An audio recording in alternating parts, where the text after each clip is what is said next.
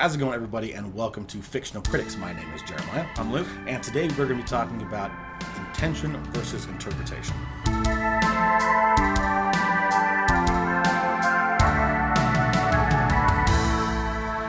So intention versus interpretation / kind of expectation versus reality. Basically, should you have expectations going in to see a movie?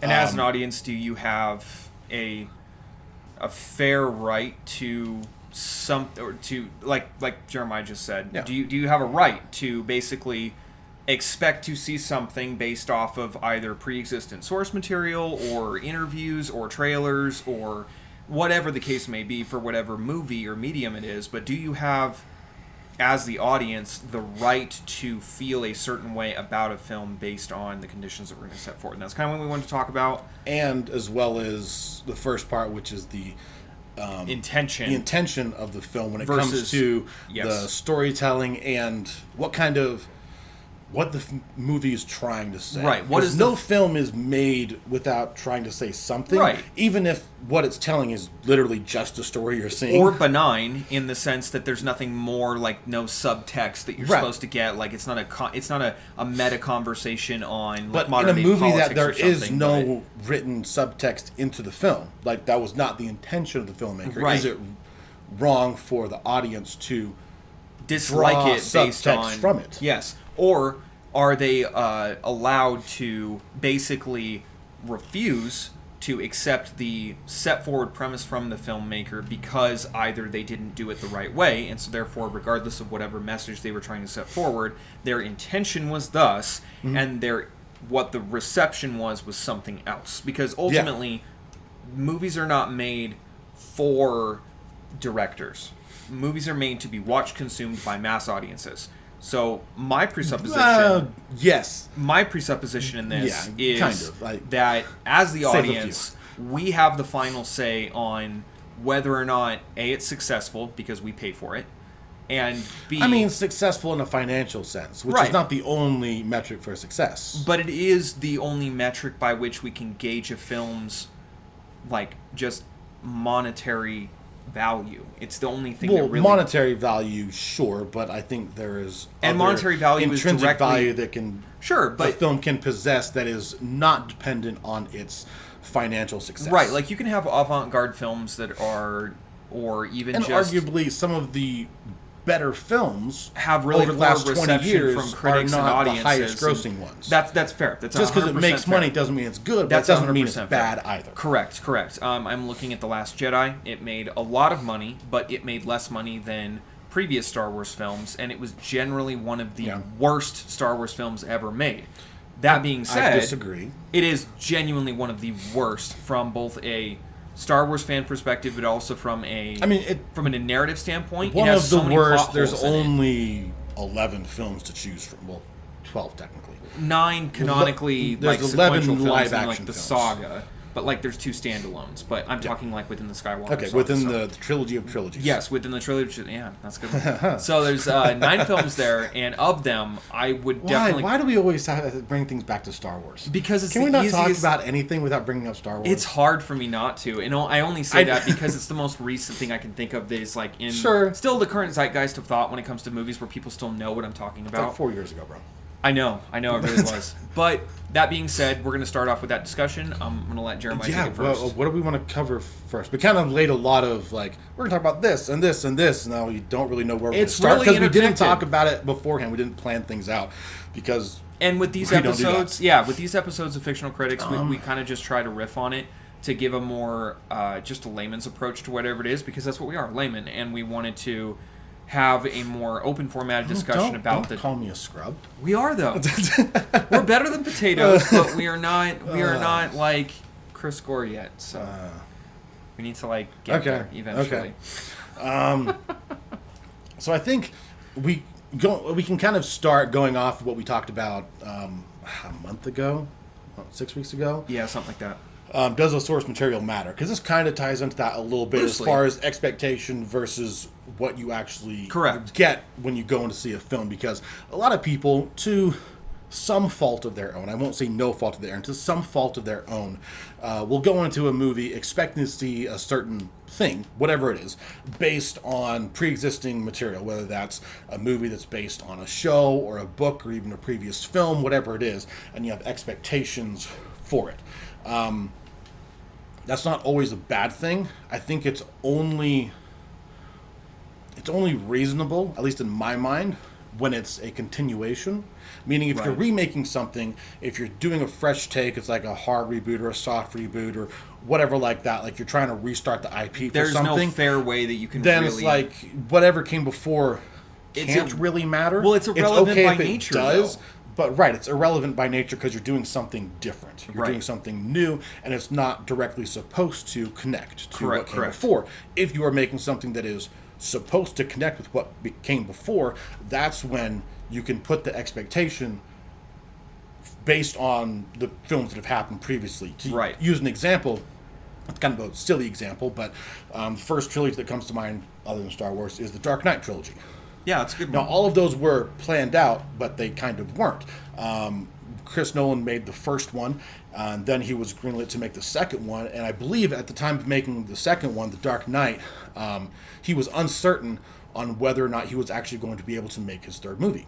Right. He didn't know yet, which is why he ended up doing Joker in the second one, because originally his plan was to do Joker in the third one, I believe.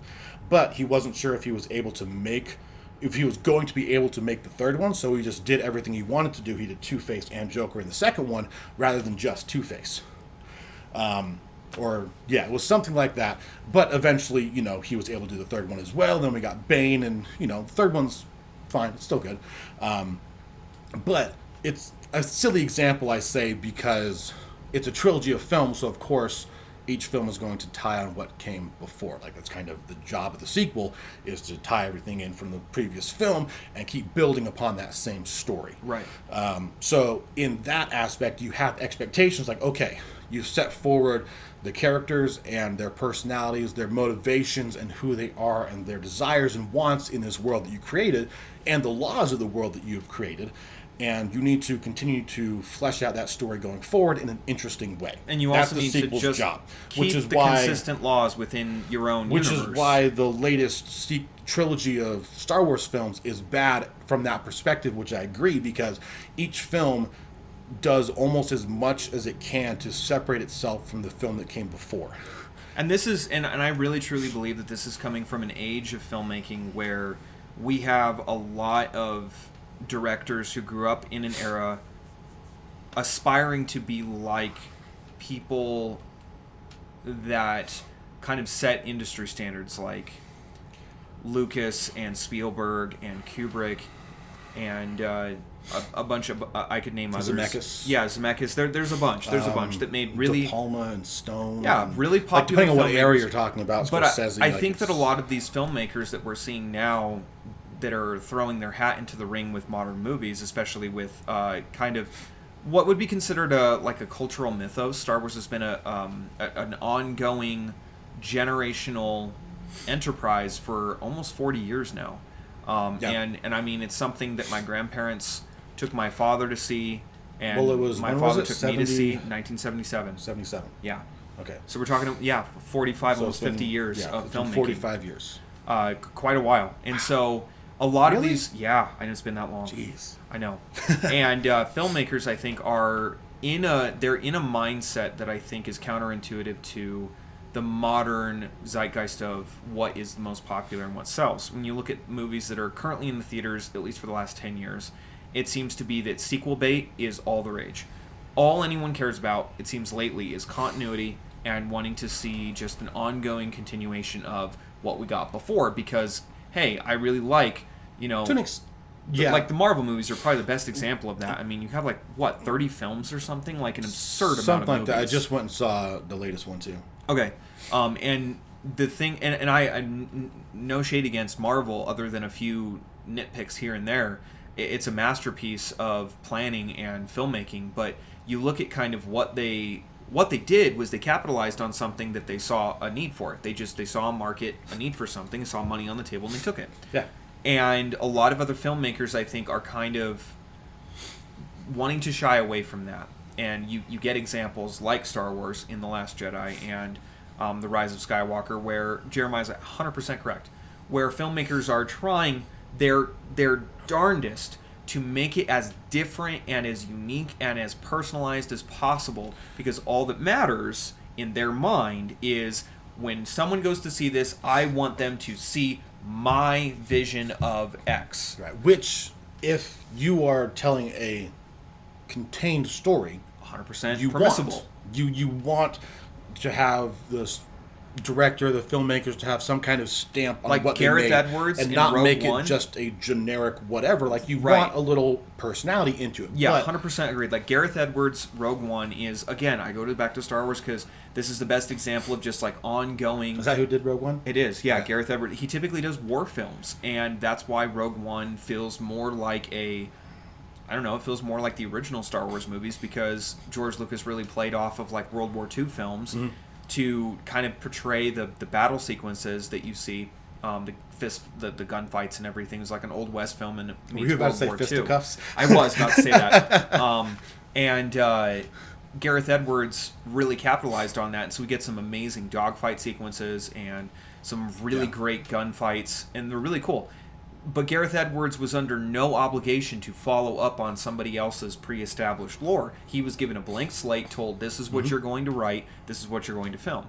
Now, Rogue One did have some production issues, because all Star Wars movies of the past decade have had production issues, because Disney quite literally cannot figure out what it wants to do as far as Star Wars is concerned. And it's hard making a movie. It is hard making. It's it is. harder when you don't have anybody that's on the same page. When you have directors who want to just be the next Spielberg, and you have a studio that just wants X made. They're like, we don't care what your spin is. We just want you to make that movie this way, exactly how it appears. And again, I'm going to go back to Star Wars, because again, this is just the only example I can think of, because they cannot figure out how to get directors. Like Patty Jenkins just she went on hiatus from the Rogue Squadron movie, which everyone that is in the know knows that the only reason that happened is because Kathleen Kennedy and her little band of people that are in charge of the filmmaking, and as well as Disney execs, I think more so, less Kathleen Kennedy, more Bob Iger, and more the Disney board, are just saying, no, you're not allowed to make any more movies because everything you make loses money. And then you have this, these sub-factions within production studios that want to develop they want to put out a kind of a message in the film, and then the director wants to do something else. So what does all that have to do with intention versus interpretation? Because I can hear you saying you're just spin-wheeling into infinity with, random diatribes against Disney. Yes, but there is a point here. When it comes to directors and their own personalized visions and things like that, that can work, like Jeremiah said, if it's a self-contained story. But if it's not a self-contained story, then I would argue you not only have an obligation to the audience, but you have an obligation to the story to follow what came before in the most authentic and accurate way possible. Yes. Because, one, that's how you're going to make money. B, that's how logic works. And all good stories have to do that. Like, you just can't violate those rules. I don't care how extra or how special you feel, you don't get to violate those rules. And more importantly, when you look at, and as an audience member, not a filmmaker, but as an audience member, when I go and see a film and I am told that I'm supposed to like something because it violated my expectations, because that's somehow art and that's somehow better than simply just giving me what I paid to see, is a little anti-consumer. And I can hear you saying right now, well, you just butthurt because you don't like modern Star Wars movies. Sort of. But more importantly, think about this. Like, let's just take Star Wars out of the equation. Let's say they were to do, pick your favorite movie. Doesn't matter what it is, because this will apply to anything. And they're going to make a sequel to it. You have expectations. You know what the story is. You know what you want to happen. You know what can happen. Now, it's not a violation of expectations for them to simply just do something you didn't want them to do. That's not the same thing. A violation of expectations would be more like violating an in-universe law that isn't supposed to be violated. See, I agree with what you're saying, but I disagree with the premise as far as okay, go ahead. I've talked for a minute, so go ahead. What was the phrase you used? I can't remember anything. So a violation of expectations. Yeah, violation is not, of expectations. Like, I think what you're talking about is not a violation of expectations. Like, a violation of expectations is not inherently a good or bad thing, because it's, especially when it's done in like a sequel or something like that, like you mentioned, where you're building on the story that came before, and everybody has in their mind what they want to happen, hoping, like you said. not wanting to happen. Doing something you didn't see coming and something you didn't think But about, that's or not maybe a didn't even violation. want to. I think that is the definition of violation of expectations, which is not a I would bad disagree. thing. I would disagree. I think definitionally, But what you're talking about, where they do something that is contrary to the universe's rules that they've already set forward, right? or change or just a character's traits or radically- motivations, and yes. drastically altered some aspect of that, I don't believe that to be violation of expectation. Oh, I would 100% say that it is. Like, I think it's just because I don't think that. Again, maybe we're just interpreting the term. I think, no, it's interpreting just the like term set differently, forward. Like most but people that I've listened Changing to, something like that, I think, falls into a different category of just like bad filmmaking. bad filmmaking and lazy writing, whereas like actual. Well, as far as I use it, when I use the term violation of expectations, or the phrase rather, that's what I'm referring to, and that's how I hear it referred to in most of the circles. Because I never that I listen perceive to. that as a bad thing. I think the violation of expectations is something that can be used to the benefit of a film. So again, I'm going to have to go back to Star Wars because it is the film that I am the most versed in. Now, I hear this all the time from the normies who just read an article from whatever publication that was shilling for Disney at the time, and said, well, George Lucas violated expectations when he made Darth Vader Luke's father. False. First of all, nobody had any idea what was going to come after A New Hope. Nothing. There's literally nothing there. I would agree, and just because I interpret the phrase a little differently than you maybe, but I agree with that statement. Because whatever expectations you had, you didn't see that coming. Right. And that's not a violation of expectations. That's just a revelation of a story. What would be a violation of expectations would be if you I guess a better phrase for me then would be subverting expectations. Yes, subversion of subversion of expectation versus expectation. violating expectations. Yes. That I can agree with. Okay. So it'd be like if you took Obi-Wan and you just suddenly made him a bad guy for no reason after you spent an entire I still movie. don't like the term, though. Violation of expectation just sounds weird. I think it's because fundamentally we come at it from, I think the audience is always right. Because I hear that and automatically think subversion of expectation. Okay. And they're inherently two different things, which is what we're talking about. But essentially that's where I'm coming from. And so I hear that all the time, from at least from Ryan Johnson specifically, when he was being kind of in his whiny phase about the audiences kind of rejecting his movie. And he said, Empire Strikes Back was divisive and had the same lashback from the audience. It's false. It's just categorically false. Yeah. It was not as commercially successful as the original Star Wars, because no sequel is ever as successful as its predecessor without having a conclusion to whatever it is you're doing. Empire Strikes Back didn't make as much money as Star Wars. No film at that time made as much money as Star Wars, because Star Wars was unique. It was totally different.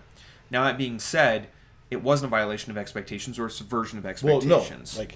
It may have been a subversion of expectations. I would say it was not a violation of expectation, but it was a subversion of because George expectations. Lucas didn't violate any rules of his universe. All he did was flesh out a story that he had already intended to write. And it ended in a way that I wouldn't say was abnormal, but certainly not as widely accepted, but not in a divisive sense, just accepted. Well, it was in a general, twist because for sure, and it had people lost. talking.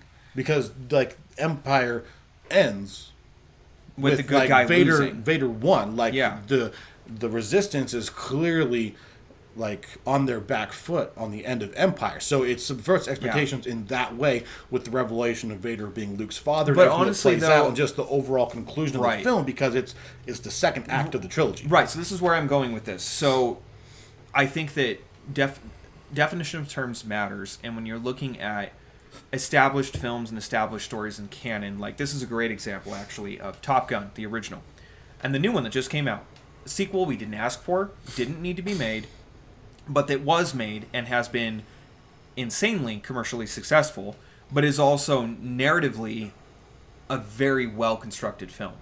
And we're going to talk about it in a future video. Yeah. But just as a preface to that ahead of time, I think that that film is a perfect example of how to write a sequel that does not try to change or subvert or manipulate characters for the sake of simply being artsy. People are just people. People don't change that much. And if you... I mean... Not to the extent that they do in films. Yeah, you should always have some the ones we're growth referencing. with your characters. Growth is different, though, than just somebody pulling a complete 180 and being a different person entirely and violating all of their previously established character traits. That's just not consistent with reality. Those people are called crazy. We put them in mental institutions. So with Top Gun, they made a movie that didn't need to be made. We didn't ask them to make it, but it was the best possible sequel that I could possibly imagine somebody making for a movie that, quite arguably, I don't even know how they came up with the story for a sequel to it, because it was just... I mean, it took them long enough. Yeah, it was like a one-off movie. It was kind of cheesy, real campy, but I mean, it was popular. But that's just kind of how that goes. But from the preface on the onset with that film, they never intended to radically alter Maverick's personality or radically alter Iceman or any of the other characters from the first film so that it's unrecognizable to us as the audience. So we know, kind of going into it, hey, this is how these people behave and act. And then when you go into a sequel and everything radically changes, first of all, you get a fish out of experience effect as the audience where you don't know what's... Fish out of water experience. Thank you. Where you don't know what's going on, you're very lost, very confused, and more importantly, it's dishonest as a filmmaker or a studio to do that, because you have to think about it from a business transaction standpoint. You are selling a product. If you are making a movie that is free, then you can do whatever you want. But when you sell something, you are charging us money to view your product. We are consuming what you are selling. We have a say in how we react to that, and it is not based on some statement for us to say that something is no good because we did not like it. That is the right of the consumer. That is a capitalist, like, just a benchmark of the system. We don't... if you sell me something and I don't like it, I have the right to dispute that in any other facet except for, like, movies and food. Where if you get served a plate of food that you don't like, sometimes that's just sucks to suck. Like, you just got to finish it. But with a movie, for some reason, like, audiences are just, lately anyway, not being allowed to just simply say your movie sucked and we didn't like it. I don't know. I feel like we can still say that. Not with some things. Like, you look at the Buzz Lightyear movie. We can say it. Doesn't mean they're going to listen. That's what I'm saying, though. Is that it's just one of the most tone deaf markets where, as a business owner, myself, I can say that if I did that, if I just rejected outright the opinions of my consumer base, I would never sell anything ever again. That's just how it goes. You sell people what they want. You don't sell them something they don't want and then say, well, you need to just like it anyway. That's not... Unless it's actually something they don't know they want. No, I don't think so. I don't think so at all. I think that if you sell somebody something that they saw the advertised price, they saw the advertised definition of what it is, and they went and picked it up, or they went and did the thing, whatever it is, fill in the blank.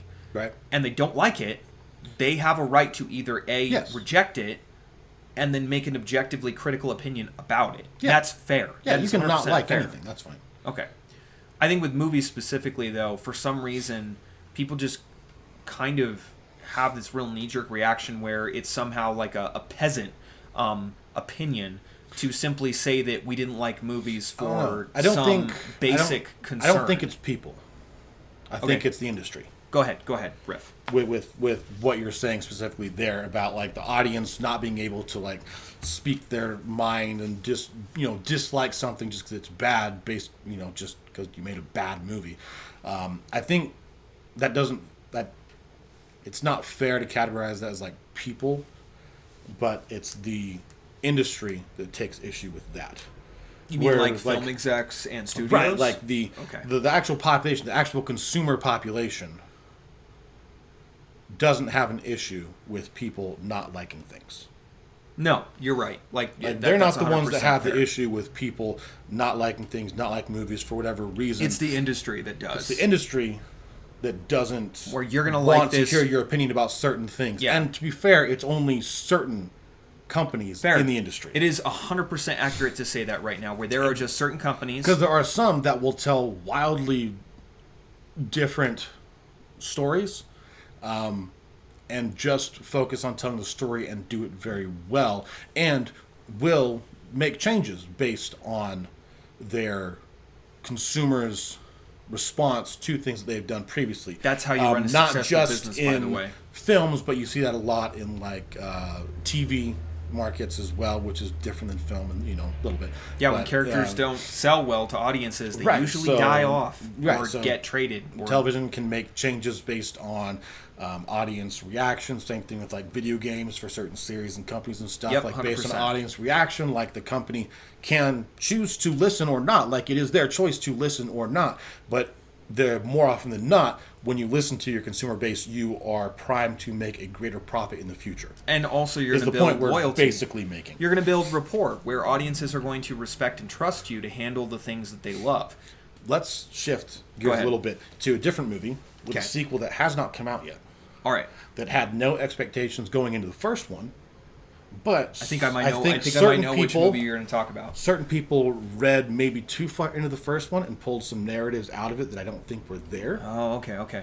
Which one specifically? And we're interesting to see what happens going forward. I don't remember if you remember this. I'm talking about Avatar. Yeah, I knew it. I knew you were going to talk about this one. Okay. Because Avatar, James Cameron's Avatar, blue people in space. When that first came out, like nobody really knew what this was. It was just another sci-fi James Cameron movie. That's all it was. We knew it would probably be good because most things by James Avatar Cameron is are a really good movie. And James Cameron is a phenomenal director. It's a really good movie. I really like Avatar. And then after it came out... I haven't seen it in a long time. I haven't seen it in probably a few years maybe either. 10 years. Like the last time I saw it was... I think I was in like... maybe 9th grade. But when Avatar came out... Within like a week of having it come out, I remember a number of reviews on the movie saying that the entire movie was just, tree hugger propaganda trying to create some narrative undertones throughout the film about how humanity mistreats the forests on Earth. I didn't really get that. I didn't get that from watching the movie, but there were plenty of reviews that was their stick that they stuck to. Was like, this film just has like a subplot, like it's just in the undertones of the film that it's pushing that humans are just horrible and destroying the rainforest, and the whole thing is just a political statement. That's fair. It's like I also got kind of the colonist thing where it's like people coming in and wiping out indigenous people from their own land. Well, to be fair, there's a difference between colonizing and conquering. Yeah, there is a huge difference. They were not colonizing. No, they were just straight up trying to exterminate them. Yeah, they were not colonizing Pandora. They were conquering Pandora. There's an actual historical difference between the two.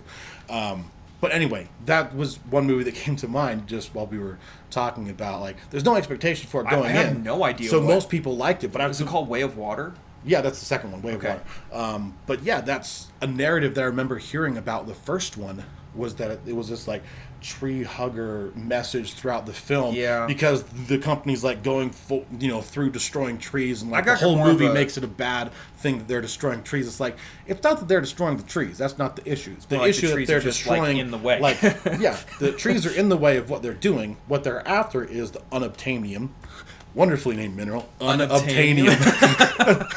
Unobtainium. I totally missed that. Was that Giovanni Ribisi that plays the evil corporate exec guy? Unobtainium. That is hilarious. But yeah, like even throughout the course of the film, like they don't make it a big deal about them destroying the trees necessarily. It's the one tree. It's like the home tree and then their one sacred tree. The home tree because it's literally their home. that's where they live, and then their one like sacred tree thing because that's like central to their religion, but also yeah, like exactly. So they also are able to commune directly with the forest. Like there's an actual reason. It's not just like a spiritualism. Right. So type that's thing. a Like, movie that legit they like can talk to. Had multiple world. perspectives from people coming out of the film, where some people read into it political messaging when I don't think it was there. See, when I watched because that I didn't film, run into that at all. I kind of got the Gaia like transhumanism thing. Like, I don't remember where or if this is even true, but I remember reading at some point that James Cameron, when he set forward with this movie, was definitely trying to set forward the premise of like the possibility of human life evolving and taking a different form at some point because. I mean, let's just the face movie it, certainly explores that avenue. Yeah, and let's just face it, our human lifespans are limited to less than 100 years. Yep. We grow old and die, and we have, tons of health issues. Like, it just is what it is. And so I think the film, a better subplot, if there is one, to Avatar, which I would say that there is, but I think that the one that makes the most sense is to say that it's more of like a transhumanism thing, which some people really take issue with, but I mean that's just it is what it is. Or I didn't if you're really like get anything me, else from it. I try not to read into films that way a whole lot. I think James Cameron actually said something to the effect of like that's what he was trying to do, but I could be totally wrong. Maybe, but if somebody knows, this comment is good, below. Because if he actually did say that was kind of one thing that he tried to explore throughout the film, then that is an actual. Cool story, bro. Like, he did exactly what he did. That's an intent of the filmmaker, but someone like me that watched it never got that. Like, that did not hit me in the head at all. So, with that, like, the whole idea of, intention versus, interpretation of a film, where he intended one thing, I interpreted it something differently, but both can be valid because everybody's going to have a different perspective on how they view a film. Well, and just because the filmmaker... Correct. Intends a certain thing. When it comes to like the main story, it's important to be very obvious with your messaging. To an extent. Not so obvious that you're beating the audience over the head. Yes. Like, we do not need Captain Plot explanation where he is just telling you what's going to happen because you are too stupid as the audience to figure it out. That is not the same thing. But for any subplots, any subtext that is trying to be written into the movie, one, the movie doesn't need that. It can have that. Not saying it shouldn't have that or it can't have that, but it doesn't need to have necessary. that. It's not a necessity of any film to have any subtext in there. I feel like that's a much more modern... again, like I said, I really feel like certain the past subtext, 20... like subtext to the actual story that's playing out on screen, yes, but subtext, I mean, like going back to Avatar, like a modern political messaging or something, right? Where people are reading in political messaging, like you can put that into your movie, fine, like you can do that. It's your movie, unnecessary, but then completely. Like a lot of the times, I won't even acknowledge certain like undertones of the film. Okay, and I'll just watch the movie. Like, what's the story you're actually telling me? That's what I pay attention to the most when I watch a movie. And see, I look for both. And I think my favorite movies are the ones that are absent of any real world messaging whatsoever. I hate it. I live in the real world. I deal with the real world every day, as we all do. We all have our unique takes on everything. Some are more correct than others.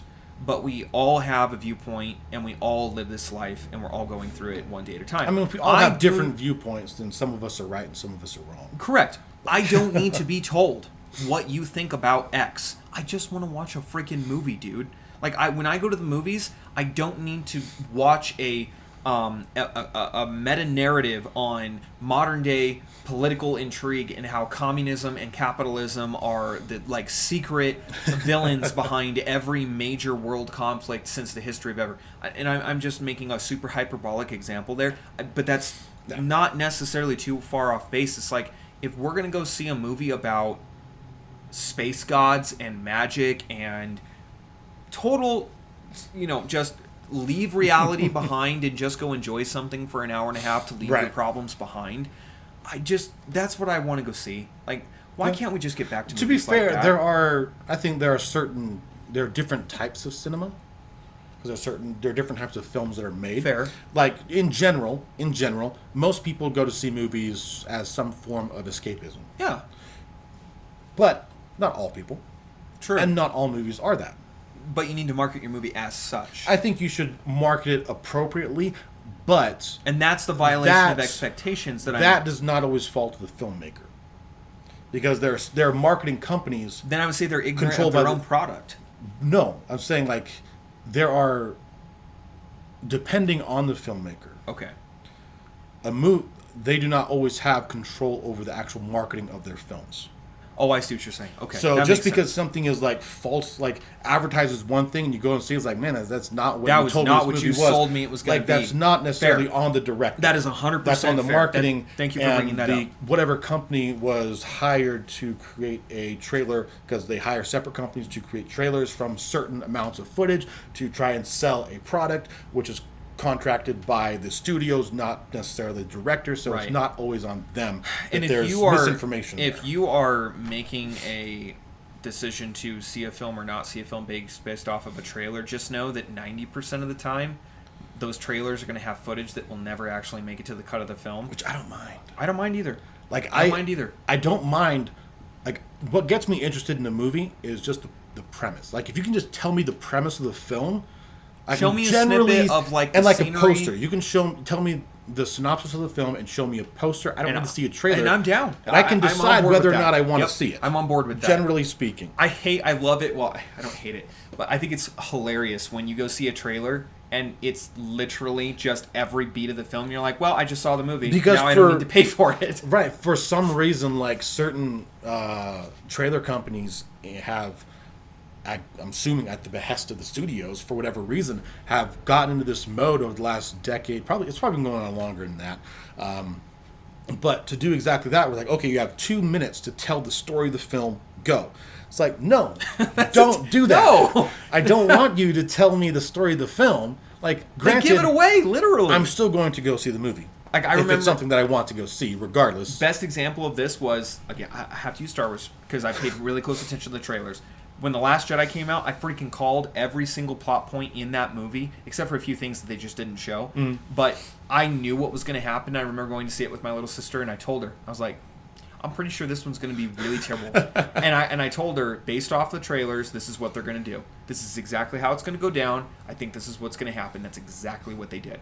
With, obviously I didn't call it beat for beat because I'm not a psychic, but also it wasn't hard. Because they literally gave everything away. It was like playing poker and you just like have a mirror behind you. So you could just, all you have to do is just be able to like invert the numbers and you can tell exactly what the guy has in his hand. That's not artsy. That's just stupid. Sure. And I don't know, it just kind of ruins it for the audience. But that's not necessarily intrinsic to what we're talking about. But what is intrinsic to what we are talking about is when trailers sell you a bill of goods that they do not deliver on. Which, again, that's a tricky one because the aforestated. Thank you. What's the word I'm looking for? I think it's aforementioned. Yeah. AFOREMETION. The things I said before that pertain to what we're talking about now. That's what I mean. Yes. About where I agree. A trailer that does not properly convey the tone of a film, I think, is the biggest thing. Yeah, tone. Because regardless of characters, setting, tone, I don't even need so much from the characters from the trailer. Or at least a glimpse of like maybe what we might get. Maybe a little bit, but personally, I don't need that. Though. Isn't that a part of tone though? It can be. Okay. But I'm like, for example,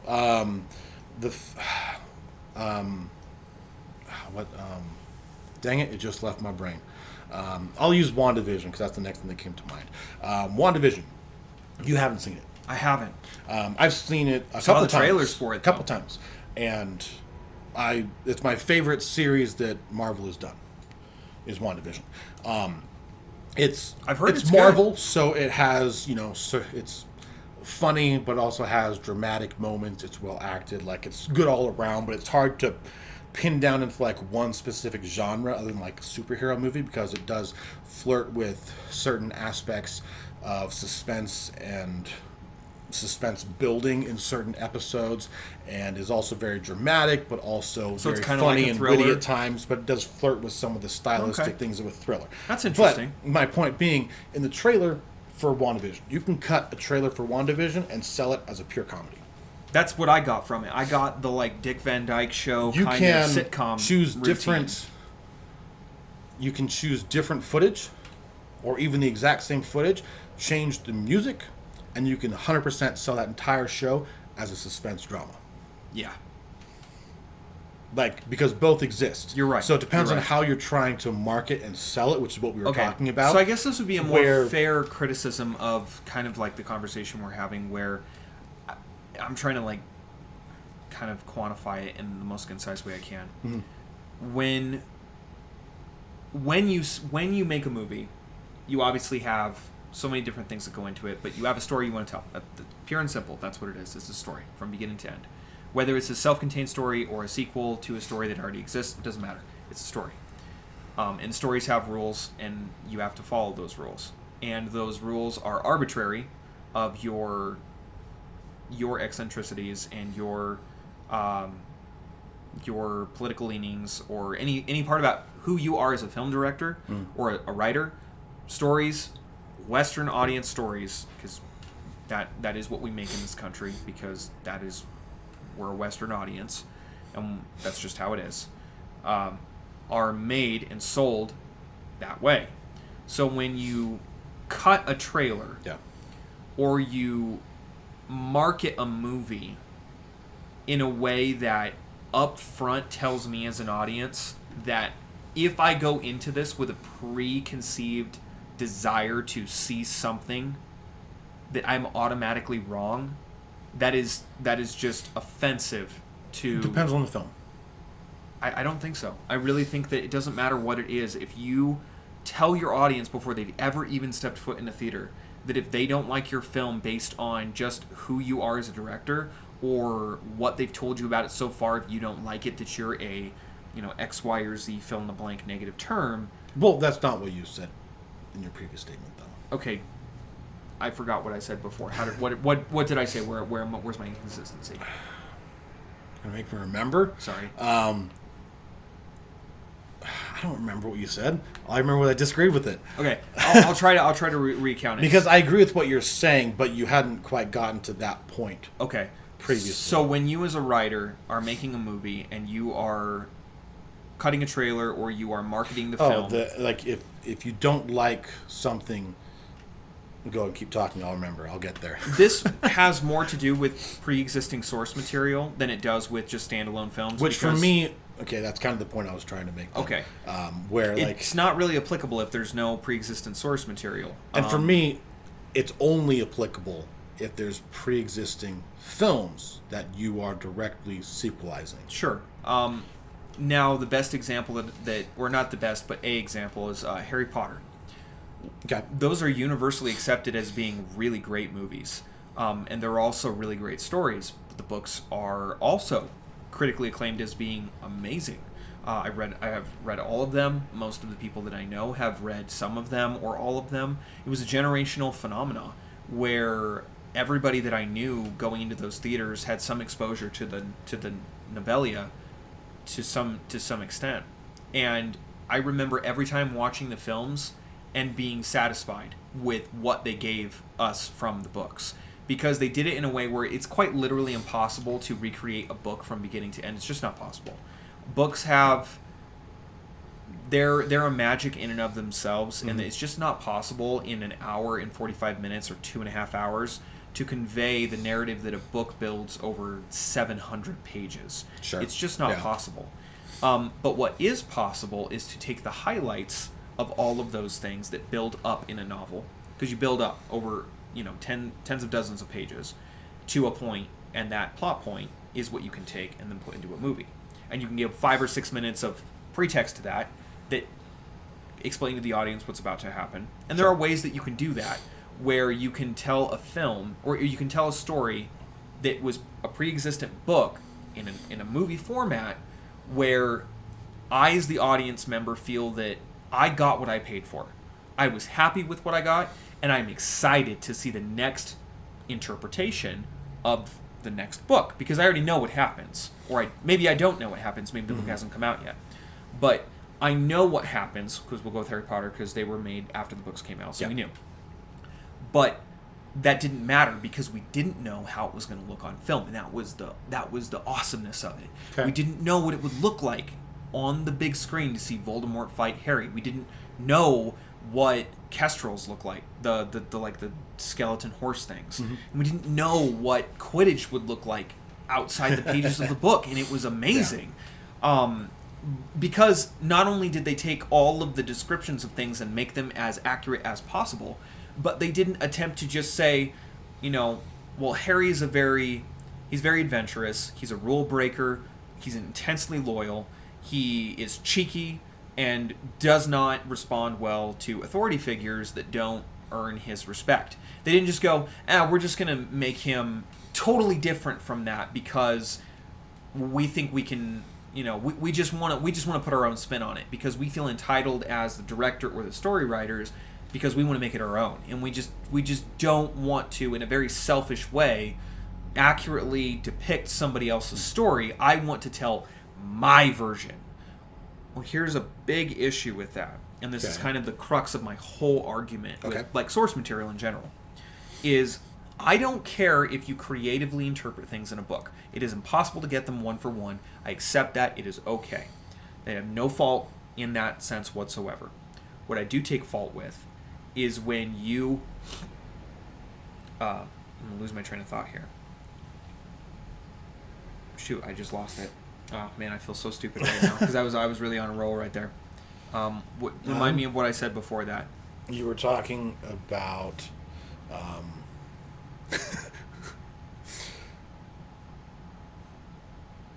Right. I remembered. Okay. And I'll just use this as an example. Whoever directed the Harry Potter films, we did not go to see... I don't know the names of the directors, so I can't David fill in Yates the blank. directed the majority of the films. Thank you. Okay. So Not all of them, I did but not the go majority to of see Harry Potter by David Yates. I went to see Harry Potter by J.K. Rowling, directed by David Yates. That's what I went to go see. Or maybe a little bit better example for a lot of people is Lord of the Rings. When Peter Jackson directed those films, and he even said so, he set out to create the most faithful recreation of one of the most respected and loved novels of all time, sequels of novels, 3 of them, that he could. We did not go to see Peter Jackson's take on Lord of the Rings. We went to see Lord of the Rings by J.K. or by Tolkien. We didn't care what Peter Jackson thought about how Tolkien wrote his characters. What I want to see was Jackson accurately depict what Tolkien wrote. And that's the issue I have with intention versus interpretation in how you do that, because it's dishonest to an audience when you do that. You can change things, and they did. They changed a lot, actually. If you don't know, and you think that Lord of the Rings, the film, is like the most accurate thing of all time, it really wasn't. There were a lot of liberties that they took and a lot of characters that didn't make it into the films. A very broad statement, book accurate films aren't good. Usually they're not. For as faithful as you'd get bored. Lord of the Rings is to the books by Tolkien, like truly book accurate films aren't good. You would get so bored if you went and saw, like, if they just attempted to go, okay, fine, you want a accurate 1-for-1 of a book, fine, we'll give it to you. If they did that, it would be like 6 hours long. Or longer than that. It would be absurdly long. And more importantly, there would be so much just character development, They're just conversations and world building, and just you'd have narrators constantly like giving you exposition about background and things that you just don't care about as a movie audience. All you want to see is the central core team of characters or character, whoever they are. You want to see them go on their hero's journey from beginning to end. That's all you care about. Genuinely, that is all you care about. And you want to see the setting be depicted as accurately as possible. You want to see the motifs be accurately represented. You want to have the culture of whatever world you're in be accurately represented. Sure. That's what you want. You just don't know that that's what you want. So when you go see the Peter Jackson Lord of the Rings films that most people are deeply in love with, that is why they are so good, because the culture is there. The world building is The there. lore is implied through the filmmaking itself. But they never actually explicitly give you the lore in the films. That's what makes them so outside crazy. of the bit of narration that Galadriel does in the first and third films. Right, which takes like 2 minutes tops. Yeah, because she narrates the intro to the first one that gives the backstory of the actual ring and the history with Sauron and Isildur, and then she narrates the beginning of... And that is like the third most... one, right? Yeah, and that is basically like a... No, she doesn't narrate the beginning of the third one, but we do have we get the backstory of Smeagol, of Gollum. That's right. So the amount of exposition we get in those films, I might add, is a drop in the bucket compared to the ocean of pretext that Tolkien gave to every single one of those events. Again, if because you are not they aware, exist in different mediums, so they're just Right. consumed differently. You literally cannot Correct. do the same things in both of them. No, but you can get the plot point beats correct. Yes. And that is what I would say as an audience viewer is most important. That's why Aragon, which was just a garbage film, was so terrible. It wasn't because it was badly acted Yes, or... it was. I mean, I'm sure there were instances in it and that say were badly acted, written. but It was also badly written. it was badly set. The costumes were terrible. Yes. The just the cinematography was terrible. Yes. The plot, actual like beat points were terrible. It was like the filmmaker didn't know what was supposed to happen next, and they just like read like the dust jacket cover exposition of what happens, and then he was like, okay, that worked for me in middle school where I got A's on my paper. I'm just going to make a movie that way. So it didn't work. Here's my thoughts. When I first watched. Did you read Aragon? No, Okay. Of course not. But I've seen the movie. Of course not. Of course not. Why would I read a book? But I saw. It is a hefty read, by the way. But I saw the first movie, and my first thought when I walked out of Aragon was, "Oh, somebody watched Lord of the Rings and Star Wars and put the two together." I was going to say Because the movie Dragonheart. the movie Aragon is beat for beat the setting of the fantasy setting of Lord of the Rings with some liberties taken. Yep. And the story magic works differently, but that's Star basically Wars, it. 1977's Star Wars. Yep. Like that is what that movie is. And they don't do any of it well. And unfortunately, the book told a totally different story, and they didn't even like get close to the narrative of it at all. Like they didn't even try. It genuinely felt like they did not even try. The Urgles didn't look like Urgles. They're supposed to look more like orcs because Christopher Paolini, if I'm Polini, however you say his name. Sure. I'm sorry if I got Mr. it wrong. Panini. Yeah. Great That's not author, his but name. That's not his name. he lifted a lot of his ideas from Tolkien, which to You emulate can't- is to respect. I mean, he wrote a very commercially successful book series that I own, that I love, and having read the Lord of the Rings books as well as these, I can tell you that the similarities are there, but it is done in such a way where if you didn't know anything about Lord of the Rings, you wouldn't go, oh, you just straight up ripped off Lord of the Rings. But you can't, at this point, it seems anyway, you cannot do anything in any type of fantasy world without referencing even as even indirectly Wheel of Time does it. Tolkien's work, because he's basically the grandfather of modern fantasy. He genuinely is. And I mean, he was pulling from British legends and from Anglo-Saxon mythos to tell those stories. I mean, quite literally, the Lord of the Rings is a modern mythos of Great Britain. That's what it was marketed as. That's what it was written as. You want to know? Want to know why there's no people of color in Lord of the Rings? It's because Great Britain, by and large, Europe is white. It's not racist. It's a statement of fact. So, fight me. I just had to make that point. Because Amazon, You're right. Amazon's Lord of the Ring is going to be so. It's going to be interesting. It's going to be interesting. It's going to be so interesting. Again, it could be good, but it's probably not. Well, that part doesn't bother me. I don't care about that either, but it's just like having people with different colored skin is irrelevant. It's the reasons they give for it that are just laughably funny. Because Right, it's just diversity points. Like, they don't care. And True. they straight up have even said... Yeah, that's why they're doing it. They're but like... can you make it make sense in universe? Because we already had a whole movie where that wasn't the case. And if you so do, like just provide I don't some care. explanation or don't. But like, I don't care. given that it's a fantasy setting, like it doesn't matter. Who cares? Yeah, no. If you're black, I don't care. Just be a good character. If you're gay, I don't care. Just be a good character. Like Robin from Stranger Things. Yeah. Easily one of my favorite characters of all time. Hardcore lesbian. I don't care. I don't care. I do take issue with the lifestyle. I don't take issue with the character. Yes. At all. Period. Yeah. I agree. Wonderfully written. Incredibly relatable. Somebody that if were in my life, I would be a friend to. Genuinely. And I think a lot of us would say that about a lot of the people. That's why Stranger Things is so good. Because it's just so infinitely relatable.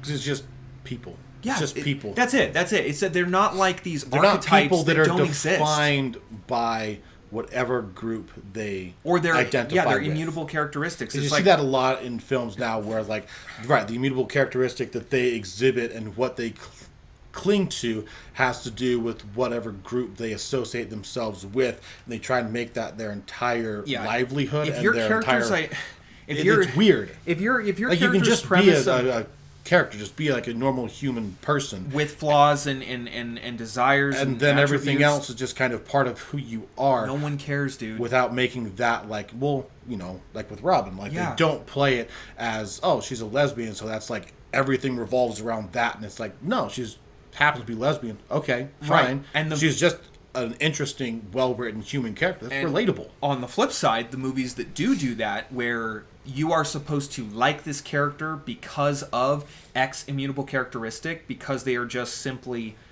this thing. Yeah. They suck. And it's because no one... they're one-dimensional. They're not written well. Yeah, they're one-dimensional, and all their motivations are totally unbelievable. Because as the audience, we're real people. It's like you're trying to tell us something about the thing that we know more than anybody else does. We're human beings. We know human beings better than anybody.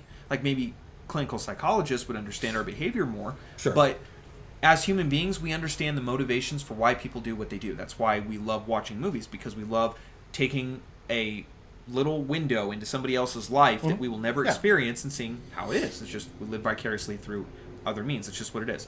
But that's a great point, though. It's just that you can't write characters to be that way. It's like, well, I'm white, and therefore this... That's so stupid. Yeah. It's so stupid. And no one thinks that way. Like, nobody practically lives their life that way. If you do... I will say, I think there are some people that do. Goodness, that would be interesting to meet those that people. define their entire lives based on certain things. I can't believe I can't believe I said that. You are absolutely right. At least in modern times, anyway. I try to ignore it as much as possible because those people are crazy. But you are right. There are such a huge number of people. Not even just in modern times, but like... I would say it's just more in your face now because of the way That's that fair. mass media has kind of just evolved into every single nook and cranny of our existence. It's like Hollywood using the excuse that they're trying to, convey the way the zeitgeist of the nation, so to speak. Yeah. And or like to set the playing field for social constructs and stuff. It's like, no, you can't really speak for America because you exist in a vacuum in California. Yeah, with everybody who Like- has billions of dollars, and you all... Like the majority of the film industry exists in California. You have a pocket in Atlanta and also New York for television. The rules of reality don't apply. They just don't. I mean, you want any example? I understand the point you're trying to make. You just that's not... You're wrong. Yeah. Like, you don't speak for the majority of America because, especially, it's always the vocal minorities I think that gain the most traction when it comes to like political movements. Well, this and is a stuff great like that example as well. of that. The new Buzz Lightyear movie. I don't know how much you know about it or don't know about it. All I've heard is the kiss that happens. That's the only thing I know about it, because that's the only thing anybody's talking about. Well, it's more that the film is just so... It is a film that defines itself by the immutable characteristics of everybody in the film. The narrative is second place to the fact that there are openly gay characters, and there are just... I can't even... What is the right even like terminology so that I don't... I don't know what mislabel, you're trying but to say. They are...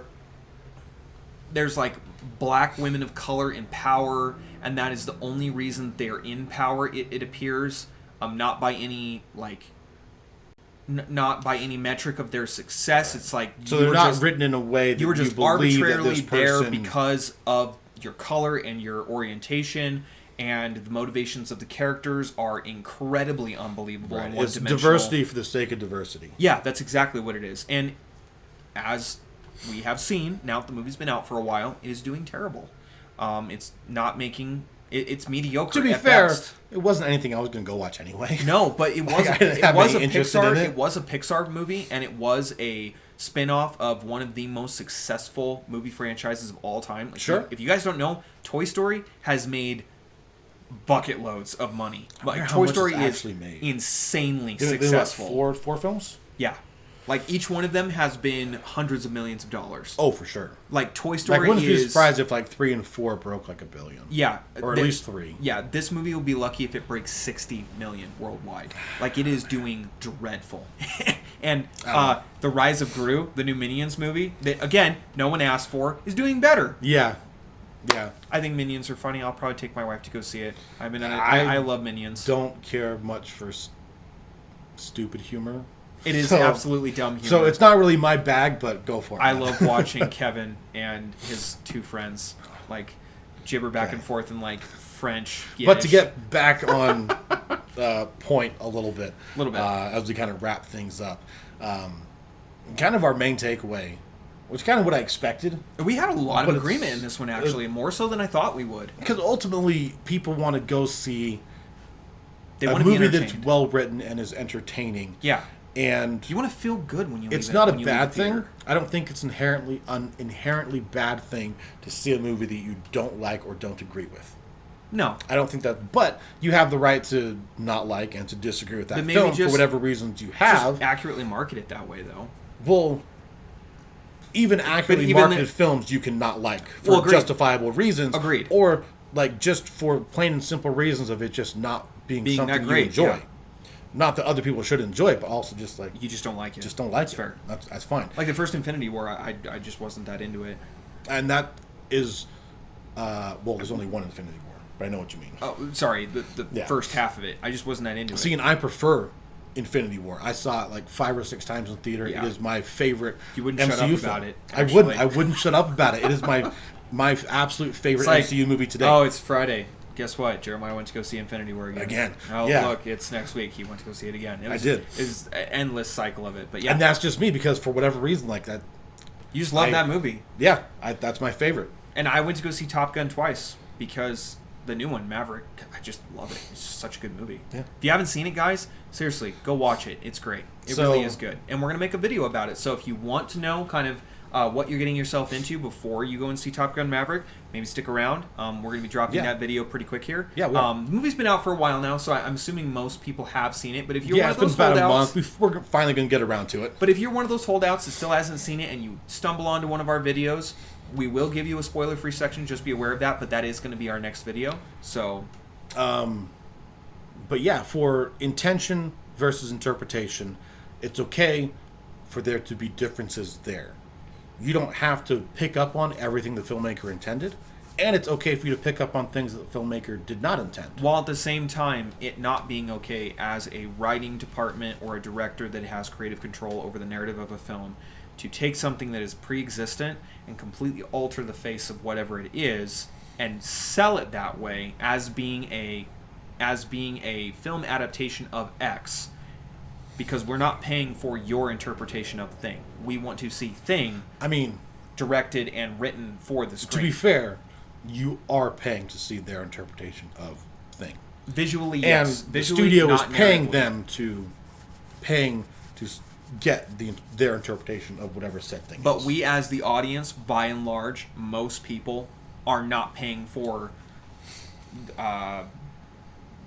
fill in the blank your director's name by, like, you didn't go see Lord of the Rings by Peter Jackson. You just went to go see the Lord of the Rings. Right. And Sure. you wanted to see... I understand the Tolkien's point, books and it mainly matters screen. for pre-existing IP. Yes, agreed. That is my only beef with that. If it's not pre-existent IP, then you are free to do as you please with it, which goes without saying, but for maybe me, you just need to state it out loud. Pre-existing IP doesn't mean anything unless you are actually sequelizing something. Now, because as we talked about before in our Does the source material matter episode? I don't think that it does. That's just me. So unless it's actually sequelizing a film that came before it, then your interpretation is your interpretation. and you Great can example of something that just what you can't want. keep can't keep consistency from episode to episode. The Obi-Wan Kenobi show, we made an entire series about every single episode. If you want to know more about that, go watch those. But they are probably one of the newest examples. They were consistently meh. They were consistently meh. Yeah, that's a great way of putting it. But they even broke rules like episode to episode. They did. It was just bad. It was just bad. Not great.